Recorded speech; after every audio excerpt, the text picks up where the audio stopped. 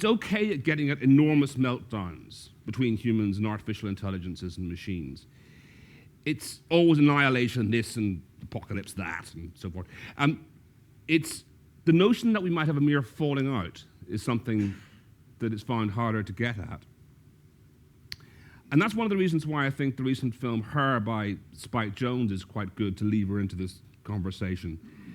As far as the technology goes, one of the interesting things about Her, which I'm sure you'll know the plot if you haven't seen the film, Joaquin Phoenix has a small handheld computer with an operating system that speaks with the voice of Scarlett Johansson and essentially falls in love with the operating system. One of the interesting about the technology, I think, is that it seems awfully close, but really it's still a world away.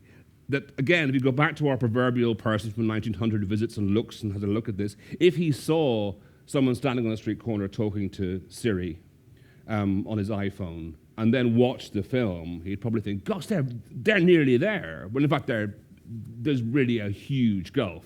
That film did manage to imagine something that a mere human, these machines again all are always human, a human breakdown between the user and artificial intelligence, the kind of breakdowns we have with people.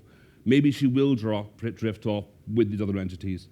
Maybe you will care that she does that. And that, I think, is the interesting question that's being asked more and more often and is the best question that cinema is currently asking about artificial intelligence.